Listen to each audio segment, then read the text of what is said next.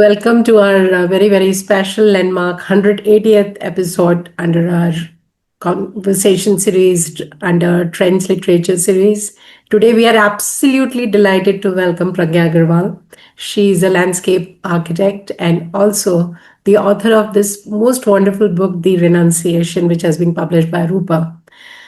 Pragya, welcome to our forum. It's such a delight to see you, finally meet you. Thank you so much, Neeta, and thank you for that lovely, warm introduction and welcome. And many congratulations to Trend Literature Series and your initiative, and think literature, spreading the word to the masses and helping authors and the readers alike. Thank you. Thank you. Delighted to hear from you today, finally. Pragya, the title of your book, The Renunciation, is quite intriguing, I must say, because, readers might think that we are only going to perhaps talk about Sita's exile, but then there is definitely so much more to it, and it encompasses so much more. So, to begin with, what is this deepest renunciation that you talk about in this book? That's a very interesting question. And the choice of this, actually, it was the very title, the name of the title that actually inspired me to take up this mythological retelling. Because we always remember Sita as the one who was renounced, but we don't actually think of Ram being renounced by Sita. So it was actually the other way around if you look at the events in the Uttarakhand as well. Yes. But unfortunately, because Ram is also a very important god in our country and we hold him in high regards.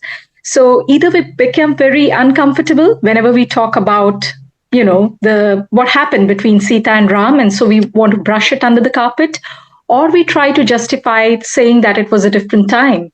But Ram and Sita shared the world together. They were in the same era. And I think Sita was a visionary at that time. So the renunciation here, and also it does not come very lightly, because if you look at the character of Sita, she has been staunchly supportive of Ram. She has been a devoted mother. So it always intrigued me why a woman so devoted as a wife and a mother would be able to renounce everything, her husband, her children, this life, and leave.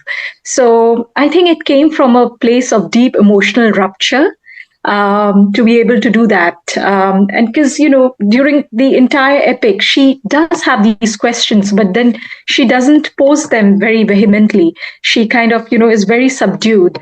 So it was just understanding that, and I wanted to explore that. What happened after the actual Ramayana, the war finished?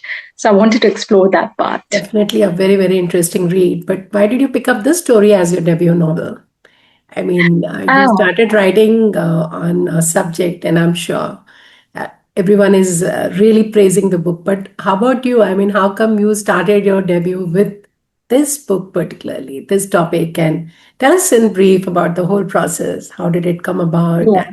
Being in London right now and being in such a demanding career, still you write about a book which is, I'm sure, totally researched, and you feel very it looks that you're very, very strongly attached to the subject. So how did it really come through? Yeah, two things there. First, I think it was to honor my mother's desire. She had a deep desire that I should write a book, but she also wanted me to become an architect and a landscape architect then later on. So I think it was to honor that desire first and foremost. And secondly, when I moved to this country, and then it is like about 18, 19 years ago that I moved to the UK, to London. And I started to feel even more like, I started to miss, our culture, our heritage a lot, but I was not conscious about it. And then I had my children who were, when they were at school, they were learning Greek mythology and Norse mythology, and it was taught so wonderfully at school. And like I would find myself debating about these, and it would also make me very nostalgic, because growing up in India, as a family, we would have these discussions with my grandmother, my mother, all of us would sit down, and it's in the air, because either, like, you see so many books coming out, it's in the handicrafts, it's in the handlooms, it's in the paintings, any movies, culture, it's so deeply ingrained, our mythology, as a part of our culture, and also, like, we worship, it's a part of our religious fabric as well. And I just thought that, I'm kind of losing touch with my roots. I'm not able to talk as much to my children about it, and that led me to explore and read the Ramayana firsthand. And Sita had always intrigued me. And going back to the first, reason to honor my mother's desire, also I had this discussion, when went to my grandmother's place. My mother and my grandmother were having this discussion that, it wasn't Sita who was renounced, but rather Ram who was renounced. And somewhere that kind of struck a chord. And so, a mix of things and reasoning coming together finally as this novel. Fantastic. And, that is what was really intriguing to me, because I must say it's quite remarkable, because you've been outside India for such a long time, more than 2 decades now, and pursuing such a demanding career. And you have written an Indian story which is like totally entrenched in Indian mythology. But while mythology and architecture are like poles apart, so how do you see connection between designing landscapes and designing narratives like this? Yeah, thank you, Neeta. Very interesting question. Uh, I think designing itself, you follow the same principles in design. And it's to create emotional experiences, Hmm. through, in writing, in literature, while we are speaking, we are promoting, we are all, what are we talking about? We are talking about the human psychology, and we are talking about the experiences, and the experiences are the same. It's the experience of wonder, of awe, of fear, of, anger, love, lust, all of these experiences, the emotions, they are the same. And then through these emotions, which is what I'm trying to say, that we create experiences. Now, in landscape or architecture, you do it through buildings, you do it through, say, like, rhythm, enclosing of spaces, opening of views and vista. So you bring that element of surprise, you reveal something, you don't reveal something, and you take through an external space that you can visually see or you can imagine. However, in story writing, you do it through the internal minds of the character and their emotional experience. So you try to take the reader through it, through this journey, and you reveal certain aspects, you don't reveal certain aspects, and you do a little bit of foreshadowing. You make them think in that direction, but you don't give them enough. So it's about creating those experiences, whether it be through landscape or writing. So I think that common link kind of, I found that very interesting. And yeah, I think I could relate to that. I really can understand, and the reason why I did ask you this question, because my daughter happens to be an architect, and she's also a writer, and she writes poetry. So Wonderful. I somehow see this connection that architects are such creative people. I mean, they have to let it out of their steam, I mean, it's so much of creativity Yes. is instilled inside you. And you particularly doing landscape architecture and coming to writing and writing on such a topic, which I'm sure many people will find so interesting. I was also thinking, suppose Sita was sitting with us in this conversation, and what do you think she would want modern society to understand about her that still has not been understood? Oh wow! I mean, if only I can imagine Sita right now, hearing, both of us. I think she would be silently observing. She would Hmm. be silently observing both of us speaking, and and especially women speaking and conversing, and men as well, how they, and whether this book or her journey has left a message or not, and what we have picked up from this message. I don't think she would want us to rebuke um, any person in the story, or whatever the happenings of a story, but she would want us to see her, as a more empowered figure. And whether her journey left us with a sense of discomfort in the end, and whether that made us question, because I think even till towards the very end, she had deep respect for her husband. Hmm. And that was unwavering. I think, the kind of regard that she had for Ram was unwavering. So she would want us to still have that, but understand her as part of the story. And, I think somewhere as a society, we are kind of forgetting, we're kind of pitting Ram against Sita. And I think Sita would probably not want that. I think her feminism would be very different from, sometimes I feel there is an agenda behind feminism today, but I think Sita would want us to recognize that, okay, you need to take your responsibility forward. You need to be accountable for that. Like, she had been a great wife and a mother as well as a queen. And in this book, she had done so much when she was at Sage Valmiki's hermitage. So she would be like, don't shy away from your responsibility, do all of that. It's not our agenda to stand against men, but along with them. And, so it is all about coordination and not subordination of any gender, whether it be women or men. So. So you think that her journey still resonates today in the 21st century? And what all other aspects you think they still resonate with us? I mean, we might find the Renunciation a little age backward, maybe at times, when you kind of talk about her. But then this is what the book is all about. It's not only showing you about Sita's exile or the reasons that we associate with her, that maybe it was obedience or something, but you're going a step ahead and you're talking about her resilience, her thought process. So what other qualities do you think of her will still resonate today in 21st century? The very fact that we're discussing this very important book and you have written such an impact, a different aspect of her journey.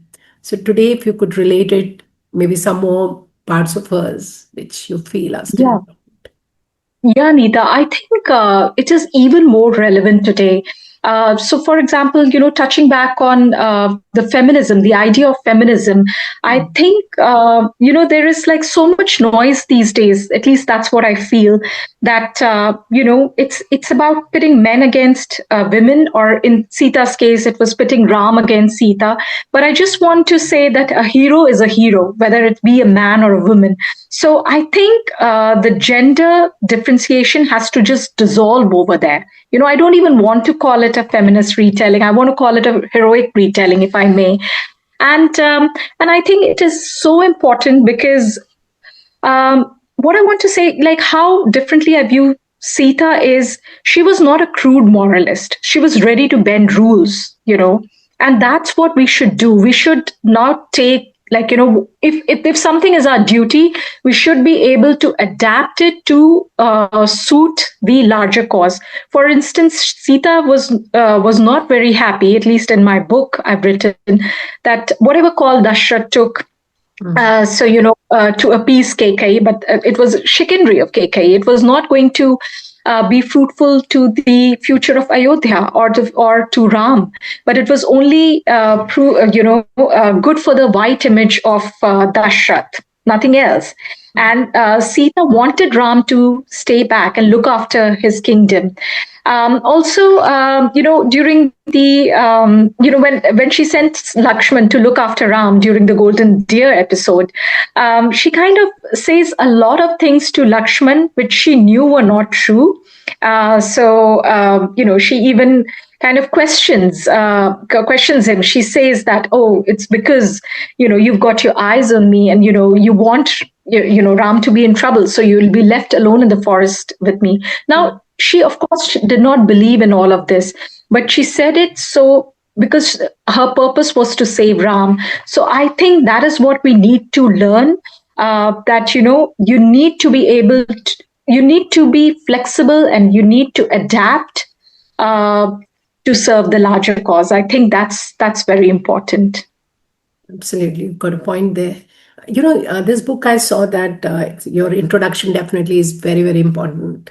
from the book's perspective, and you come to know a lot, and your insights definitely through the chapter on that. And you have divided your book into several chapters.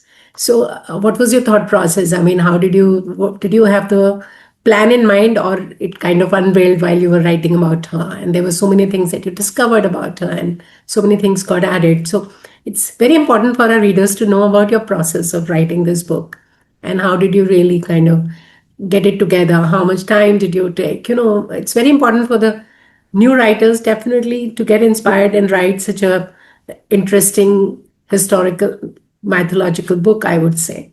So tell us about, I mean, how Thank did you you. divide the chapters? Perhaps talk about your favorite chapter, anything you want to read from the book.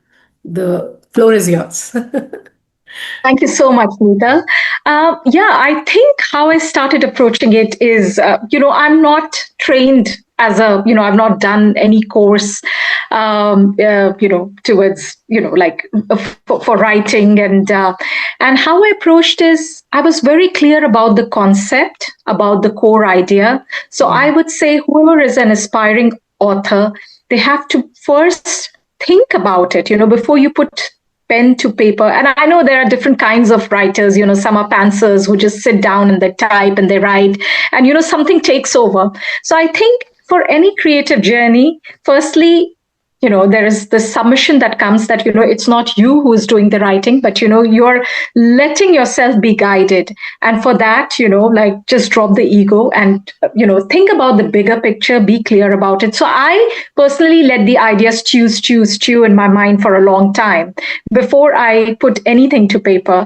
And because it's a mythological retelling, so I kind of knew what had happened in Sita's life, but it was more what I was presenting. It was a point of view. So even though you were, but it is a retelling of Ramayana from Sita's perspective. So even though everything was laid out, I kind of knew her journey. It was how impactfully I tell the readers to sway them into seeing Sita in a different light. So I started to write whatever I felt strongly about. And I didn't start, say, from the first chapter all the way to the end. I kind of, wrote the first chapter, then I went to the Golden Deer episode, and then I wrote that. So every time I was thinking from Sita's perspective. And then, like when everything was compiled, I kind of even like put sticky notes and then started to move them around, the chapters around, and the poem just started to take shape, an organic shape of its own. It started to dictate me. And then there were few chapters which didn't make it to the book at all, but which were written, and few, which I thought I would write, but they didn't feel necessary. So a lot of that happened. And I think I jumbled the structure of the chapter as well. And as you can see, it's a non-linear narrative as well. So, a lot of it goes back and forth in time a lot. Yes, yes, definitely. Because you can maybe read one chapter, come back to it, the next chapter maybe later. Definitely. Yes. That goes Yeah. without saying. That is the beauty of the book, I must say. You kind of Thank you. revise things, but you still can make out your underlying vision for the book. Ramayana exists in so many retellings. I mean, various forms it exists. I would say a lot of narratives. But which Sita were you trying to really reclaim? How difficult was it for you to have a particular line of Ramayana in mind and just carry on from there? Because different retellings, different portrayal of characters. But yes, there was one, or was it in your mind that you've pursued, or you had some inspiration in mind? Such an important question, this one, because as you rightly say, there's so many Sitas. For example, in Adbhut Ramayana, if you see, Sita is the slayer of Mahiravan, who's much more powerful than Ravan.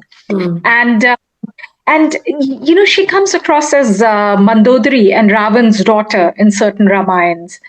So there is so much, there's so much to Sita than, what has been portrayed in Valmiki Ramayana. And I was conscious of taking Valmiki Ramayana as the baseline text, as the original text. And then wherever I found some gaps, whichever incidents were not covered in Valmiki Ramayana, because unfortunately it only briefly, just like, skims over Sita and never explains her point of view, as it is Ram's Ayans, Ram's journey. So then those gaps, I filled it up with, Puranic retellings and, different Ramayanas and regional retellings. And even like through, Namita Gokhale has done a very beautiful compilation of, of Sita and, what are the sentiments around Sita. And so, just getting inspired from all of these.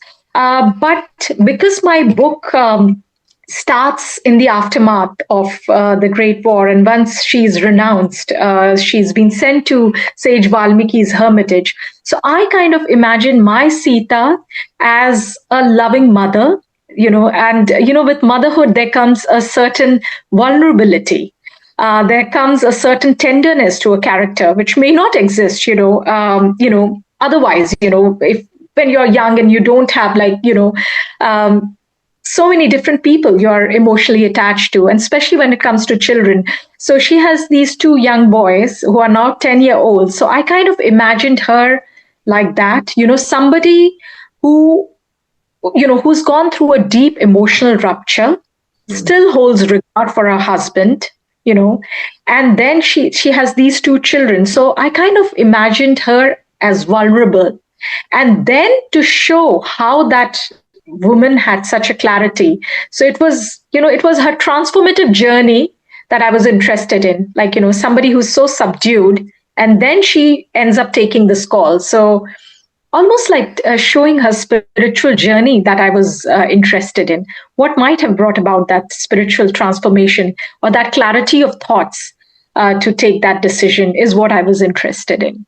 That's very interesting because, most of the time we remember Sita being endured, if she's endured exile, she's endured abduction, suspicion, separation, and history somehow, most of it, remembers her as somebody who's very obedient. I mean, they don't really remember her for her strength. Yeah. So maybe the narratives, books like yours will definitely take out, and people will have a different impression, definitely. But why do you think she's being mostly remembered for her obedience and not for her strength? That is something which I always feel Yeah. is If, doubted. yeah, if I could like blatantly say it, I think it serves the society as well. Once you brand a woman as, very subdued, very obedient, and, serving the patriarchal society. And I know here, I'm kind of conflicting when I say that I would like it to be a heroic retelling rather than a feminist retelling. But the reason I'm trying hard is because, the society has been largely patriarchal up until now. And, when you revere a woman for those qualities, I think there is something wrong. And the fact that so many retellings have been attempted on Sita is because somewhere the authors are trying to justify that she was not just resilient, but she was the one who chose herself. And Neeta, this is coming back to, your earlier questions. What would you like people to take away from the novel, or what would Sita like to be remembered as? So it is choosing yourself.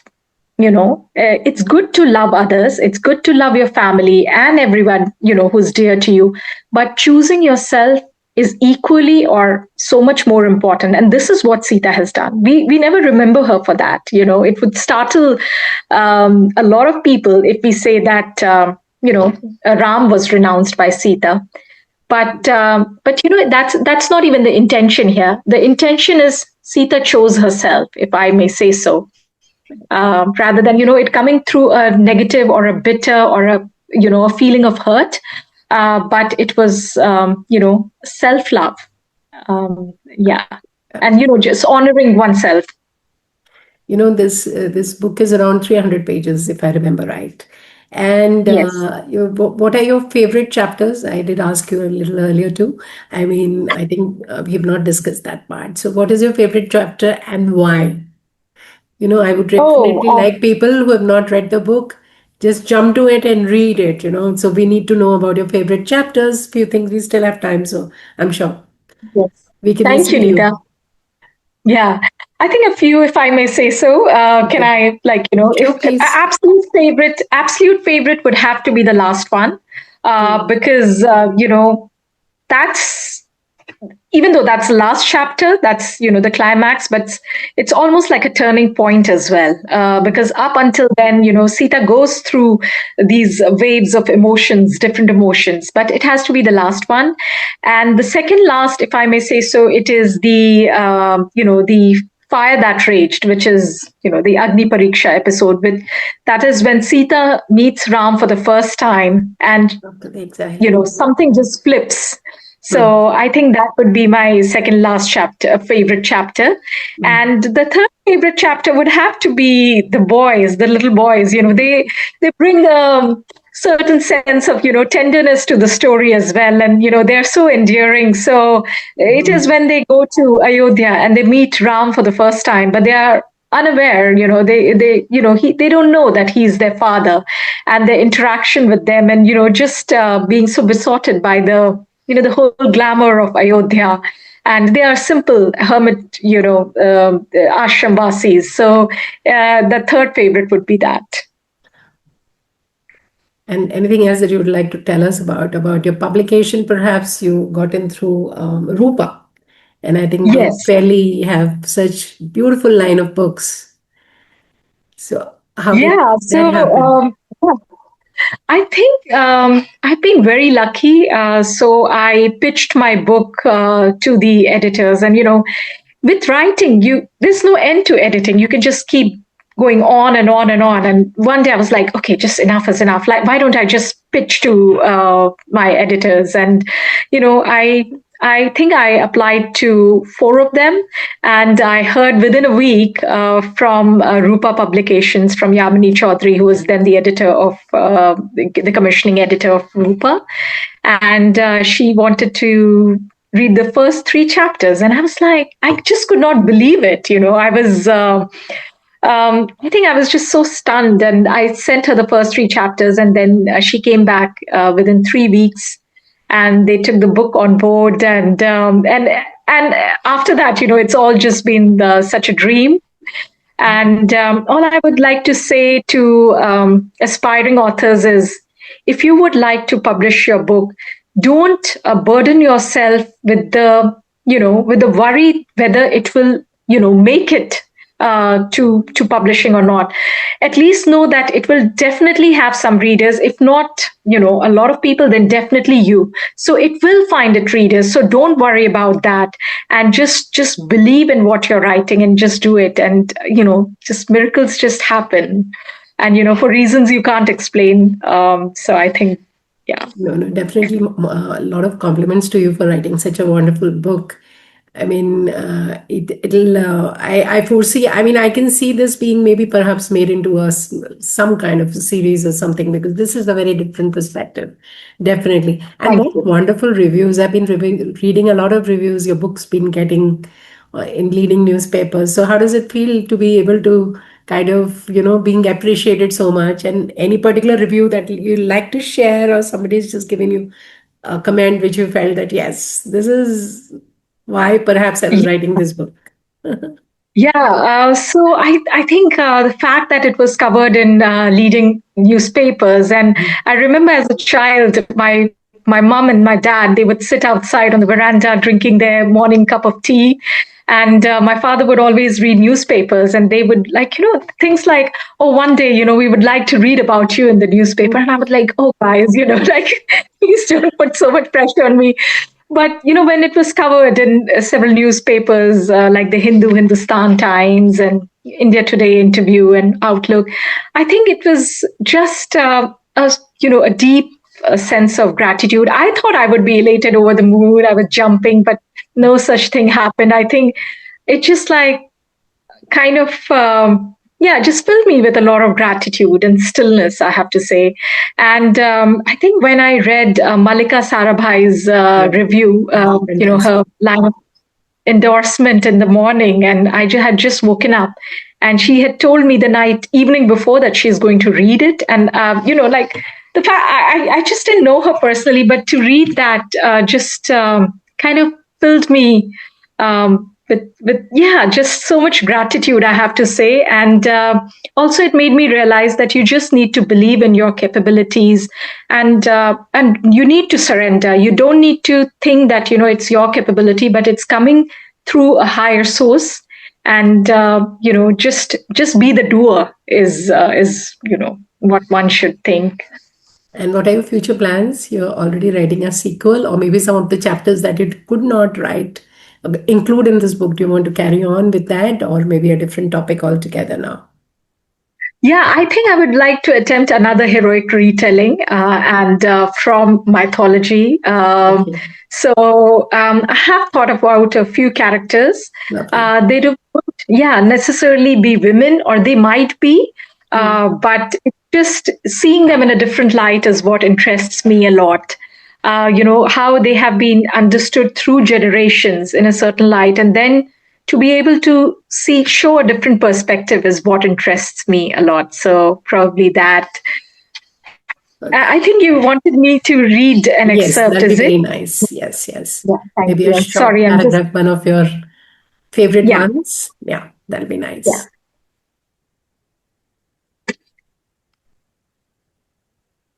So, so this is when Ram